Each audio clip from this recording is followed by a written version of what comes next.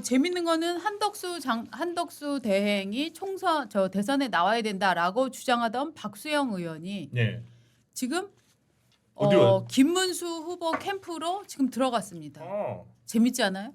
지금 이제 한덕수 대행 같은 경우에는 네. 어제까지 이제 마감까지 신청을 안 했으니까 네. 일단 경선 캠프에는 안 나옵니다. 예, 경선에 경선에 안 나오는 국민의힘 거죠. 경선. 그리고 나중에 뭐 출마를 할지 안 할지도 모릅니다. 그렇죠. 그래서 어쨌든 국민의힘 경선에는 안 나오니까 박수영 의원은 누군가 경선 후보 한 명을 선택을 해야지. 네. 그런데 공교롭게도 봤더니 네. 한덕수 대행을 영입을 해야 된다고 주장했던 분들이 김문수.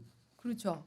그럼 김문수 후보는 그러면 한덕수 대행에 대해서는 어떤 태도인가요? 지금 박수영 의원이나 예. 또 김문수 전 장관 같은 경우에는 한덕수 총 대행이 나오는 것을 환영한다. 나와서 단일화를 하면은 좋겠다. 예, 예.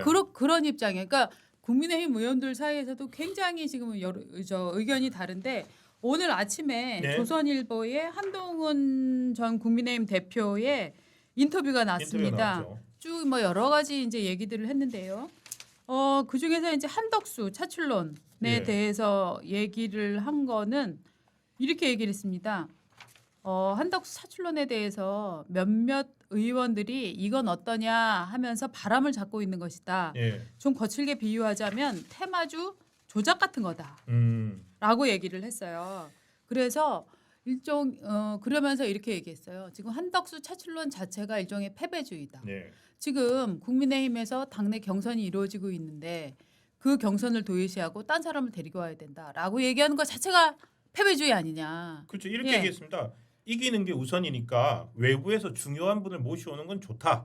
그렇지만 경선에 참여해야 된다. 네. 그러니까 지금 이미 경선 참여를 안 하거든요. 네네. 그래서 경선 후에 단일화하는 것은 누가 보더라도 아주 기본적인 공정성의 문제고 네. 국민이 보기에도 이상하다. 네. 지금은 국민의힘의 시간이다.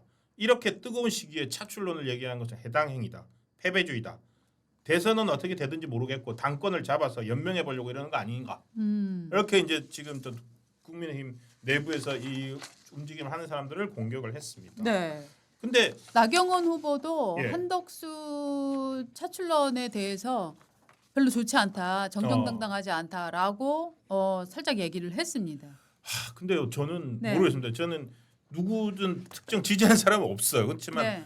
이재명 이제 50일 후면 이제 이재명 대표가 어떻게 될지 가장 유력한 대권 후보고 네네. 과연 국민의힘이 이렇게 찬밥 더운 밥 가리고 할 여건인가? 누구든지 나중에 뭐 경선을 통해서 주자가 되는 사람이 이길 수 있으면 그분이 가는 거고 아니면 나중에라도 좀 어쨌든 이길 수 있는 방법을 생각을 해야 되는 거 아닌가요? 한동훈 대표도 그러니까 이기는 게 중요하다라고 얘기는 했는데 네. 인정을 해놓고 이제 또 룰을 얘기하는 거예요. 네. 그 룰이라는 것은 경선에 먼저 참여해야 된다. 외부에서 중요한 분 모셔와도 괜찮다. 이기는 게 우선이다. 그렇지만 경선에 참여해야 된다. 요거니까 이제 지금 사실상 간접적으로 안 된다 한덕수 하는 차출에 얘기죠. 대해서 반대를 한 거죠. 네. 그렇지만 또 이 정치는 생물이라고 하잖아요. 네. 어떻게 굴러갈지. 네. 정말 점점점 지금의 우리나라가 겪고 있는 이 남은 50일 조기 대선의 이 시간은 어떻게 본다면은 한 평상시에 뭐 한 1년 2년을 압축적으로 지금 짧은 2달 사이에 겪는 거거든요. 그렇죠. 이 과정에서 어떻게 보면 우리의 미래가 결정이 될 겁니다. 네.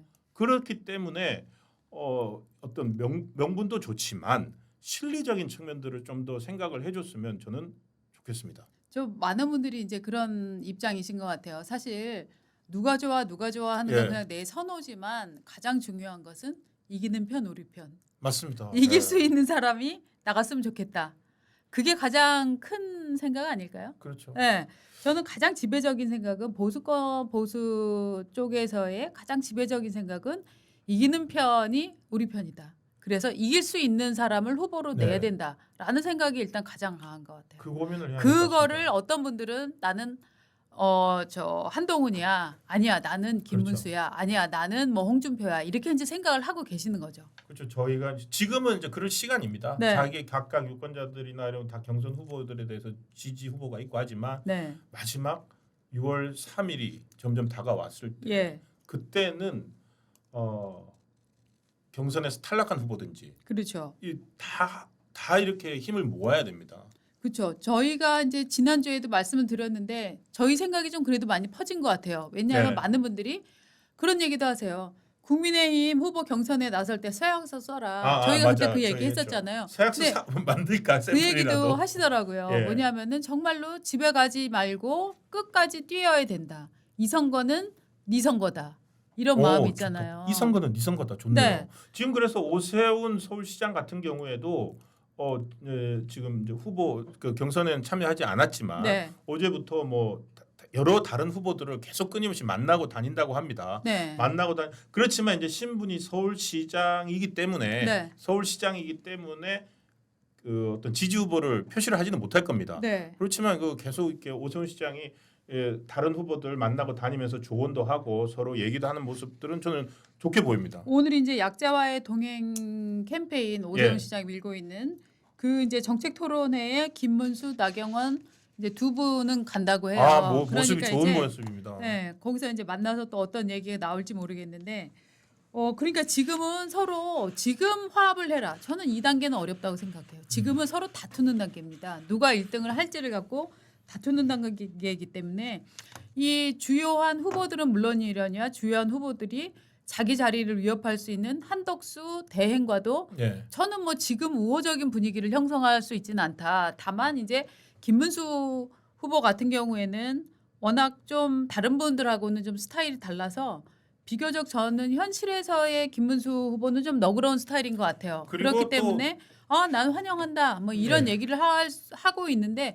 그 얘기가 오히려 좀 이색적인 거지. 예. 그 사람 나오는 거는 문제예요라고 얘기하는 건 저는 큰 문제는 안 된다라고 네. 생각을 합니다. 그리고 김문수 전 장관 같은 경우에는 네. 같은 국무위원이었지 않습니까? 네. 어떻게 보면 다른 후보들보다는 같이 일을 많이 해본 사람이기 네. 때문에 통하는 것들도 더 많지 않을까 그렇게 네. 생각을 합니다. 자, 그래서 한덕수 지금 출마할 것이다 안 할 것이다 저희가 설문 요 올렸네요. 설문조사 이제 부탁드렸는데요.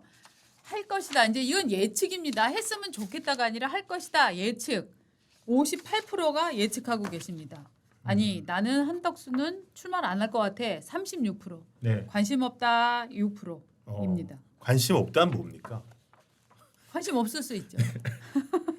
자 그런 가운데 이제 한덕수 후보 같은 경우에 이제 지금 다들 이제 한덕수에 대한 관심들이 커지고 있는데 네. 어저께 한덕수 대행이 네. 그 광주를 갔습니다. 맞아요. 광주에 있는 그 기아 오토랜드 광주 공장을 가가지고 지금 사실은 이제 그 지난 28일 날그 트럼프 대통령이랑 통화를 해가지고 관세 협상 어떻게 할 거냐 그러는데 지금 다행스럽게도 그 통화 직후에 네. 관세가 어쨌든 90일 유예가 됐지 않습니까? 예, 유예가 예. 됐지 않습니까? 그리고 어저께 우리나라를 포함해서 일본, 호주, 영국 이런 나라들을 미국이 우선 협상 대상으로 네. 관세 협상 그 최우선 대상으로 선정을 했지 않습니까? 네. 그 과정에서 이제 지금 현장에서 실제 자동차가 미국에서 정말 많이 나가거든요. 관세 그 미국 관세 정책의 그냥 첫 번째 그냥 그 피해를 볼 수 있는 그 현장을 찾아갔습니다. 네. 그런데 제가 볼 때는 아마도 이제 한덕수 차출론이 더 힘을 네. 받을 수 있는 모멘텀 자체가 이 결국 관세 협상 어떻게 하느냐잖아요. 맞습니다. 그래서 최상목 대행이 지금 미국을 갑니다. 곧. 예. 그렇죠? 이 미국을 가는 것도 이 관세 문제를 어떻게 풀어보려는 액션 중에 저는 하나라고 생각을 하는데 그러니까 이제 현실 속에서 한덕수 대행이 관세 문제를 유연하게 풀어가려는 움직임을 보이고 예. 또 여기에 미국이 호응을 해서 좀 파격적인 어떤 우리한테 어떤 저 조건을 내준다면 그래도 한덕수 믿을만하다라는 사실은 얘기가 많이 퍼질 것 같아요. 그렇죠. 지금 네. 90일 유예 기간 중 60일이 선거운동 기간이잖아요. 네, 선거운동 기간 한 달 정도가 남아 있겠군요. 한 달이죠. 왜냐하면- 5월 11일 마감이니까 6월 3일이 선거니까 예. 실제 선거 기간은 4주가 채 안 됩니다. 예, 한덕수 예. 총리가 권한 대행이 어쨌든 예. 지금까지는 성과를 내고 있고 그리고 네. 최상목 부총리하고 호흡도 잘 맞는 것 같고 네. 그리고 5월 4일인가 그렇죠. 이렇게 출마를 만약에 한다면 네. 사퇴 시한 공직자 사퇴 시한이 네, 네. 한 달 전이니까 5월 네. 4일이고 그 사이에 어떤 가시적인 성과 왜냐하면 시간이 없거든요. 그렇죠. 가시적 성과를 내고 만약에 이건 상상입니다. 그 성과를 바탕으로 좀 더 신뢰감을 줄 수가 있겠지요. 그렇죠. 민주당은 근데 그거 가지고서 뭐라고 할 수가 없어요. 하지마. 한덕수 당신 혹시 총선 출마할지도 모르니까 일하지 마라고 하면은 그러네. 지금 관세 협상이 얼마나 심각한데 일을 하지 말라고 네. 열심히 해야 됩니다. 네. 그래서 지금 어저께 호남을 찾은 거에 대해서도 아무 비판을 못 하더라고요. 하고 싶어도. 비판하기가 어렵죠. 그리고 제가 볼 때는 민주당은 한덕수 대행의 비판을 지금 자제하고 있는 상황인 것 약간 같아요. 그런 분위기인 것 같아요. 왜냐하면 그야말로 한덕수를 만질수록 키워준다. 이런 예. 언급할수록 키워준다.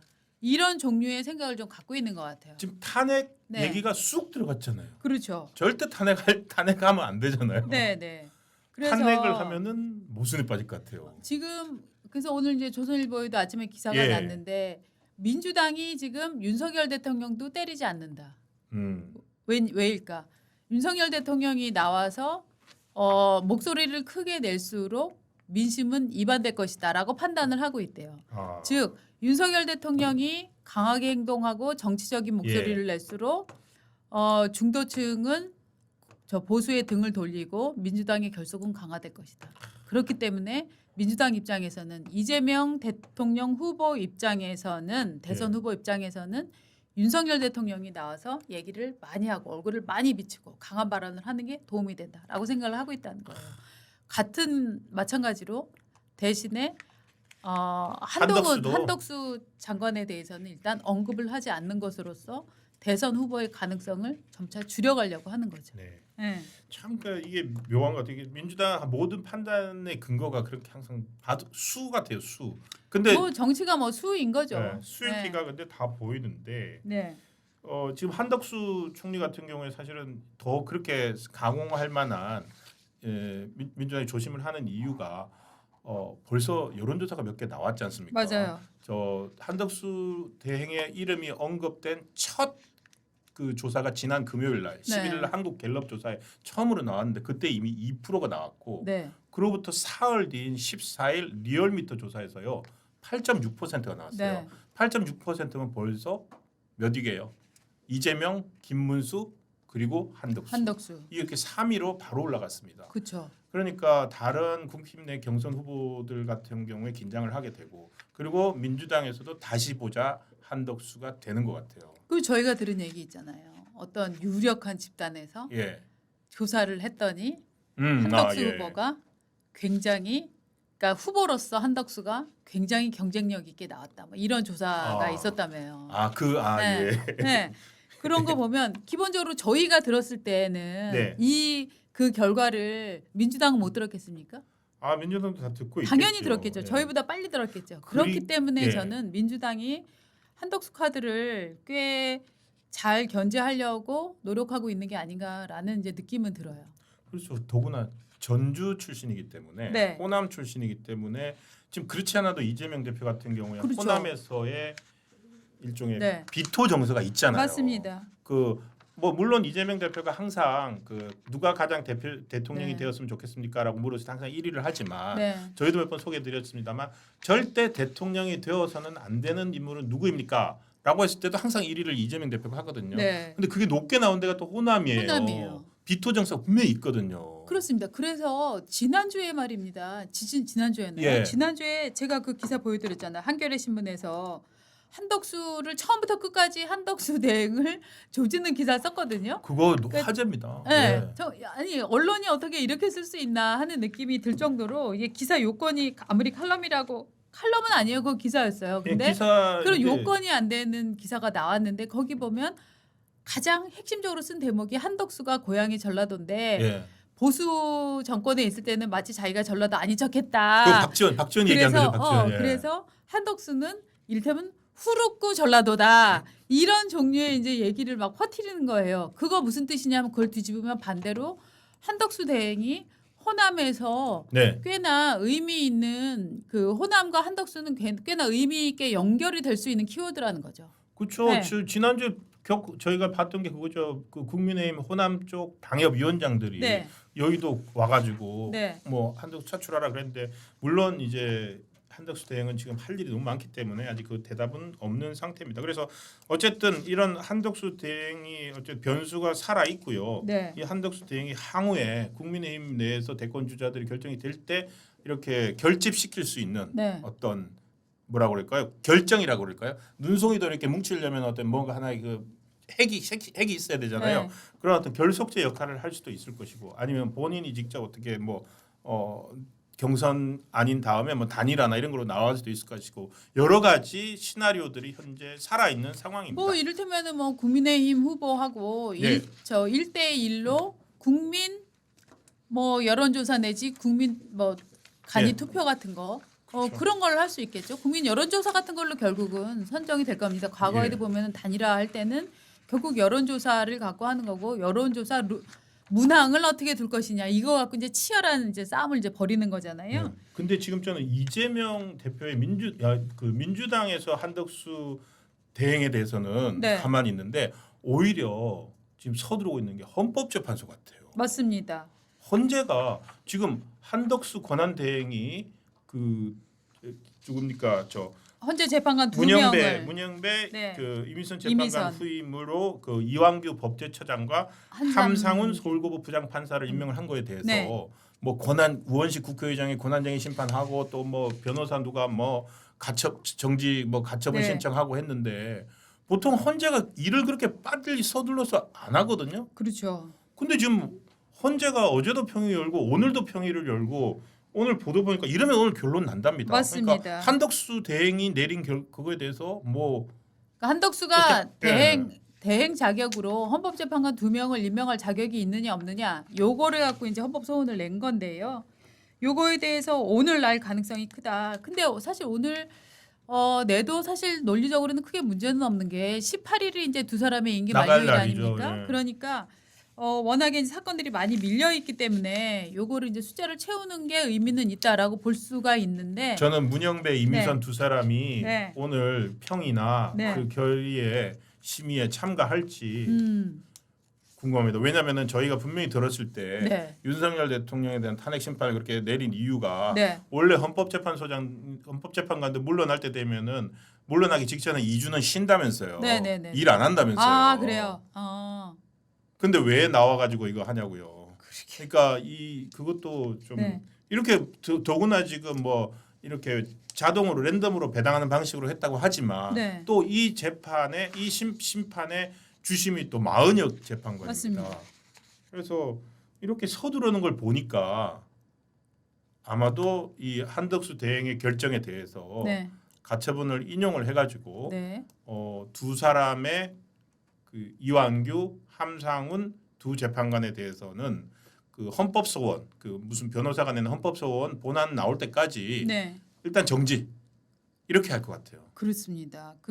왜냐하면 그런데 이게 사실은 보수 진영 입장에서는 네. 앞으로 중요한 보십시오. 저는 상당히 예상하기를 만약에 이재명 대표가 대통령이 된다면 네. 굉장히 반시장적인 정책이 있을 것이다. 왜냐하면 포퓰리즘을 수행을 하기 위해서는 돈이 필요하고 인플레이션 없이 이거를 수행을 하려면 네. 결국은 돈을 찍어내기보다는 있는 돈을 갈취해 오는 게 더 빠른 편 아닙니까? 그렇죠. 그렇기 때문에 저는 이거를 어떻게 이 여러 가지 법률이 결국은 헌법소원을 갈 수밖에 없는 상황도 벌어질 거라고 보는데 그쵸. 하다못해 이재명 재판을 속개할 것이냐 말 것이냐부터도 헌법재판소에 갈 수 있는 상황이거든요. 제일 먼저 해야 네. 될 아마도 이재명 대표가 지금 내려온 순서는 이건 네. 제 생각입니다. 뭐 많은 분 우리 박원재 네. 대표도 그렇게 생각하시겠지만 헌법 84조 네. 대통령은 내란 이외의 형사 사건에 대해서 네.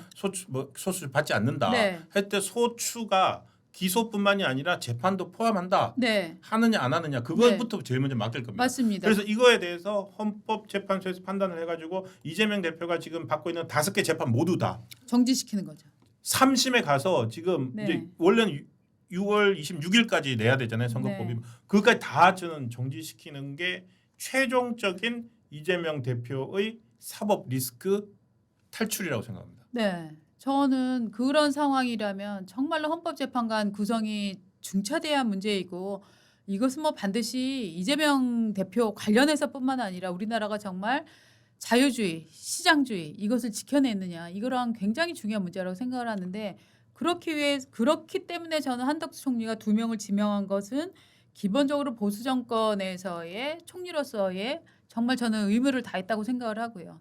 이것에 대해서 지금 대통령 권한대행으로서 한 일에 대해서 국회가 자기 권리가 침해됐다고 얘기하는 게 맞는 건지 국회 몫은 국회 몫 3명으로 그냥 추천을 하면은 되는 거잖아요. 그쵸? 그래서 예. 해줬잖아요. 지금 했는데 자기 권리가 침해당하지 않았는데 말을 만들었잖아요. 국회가 청문회를 열 권리를 청문회권 네. 세상에 하여튼 그런 권리도 권한을 있습니까? 침해당했다. 그런 권리도 있습니까? 네. 네, 그것도 하여튼 가처분 신청을 했고 네. 지금 그래서 모르면 그걸 그 우원식 국회 쪽에서 그렇게 이제 그 가처분 신청 권한쟁의 신청을 나오니까 네. 그거가 뭐 당사자성이 없다 그래서 네. 안 될 거라고 하니까 그 변호사 한 명이 있어요. 그 어디더라? 그 변호사가 이걸 가지고 헌법소원을 냈습니다. 네. 그래서 그러니까 정말로 법 전문가들인 것 같아요. 그러니까 어떻게든지 법에서 찾아가지고 네. 김정환 법무법인 도담 변호사가 네. 네. 재판관 임명권 행사 위헌 확인 소송 헌법소원을 냈어요.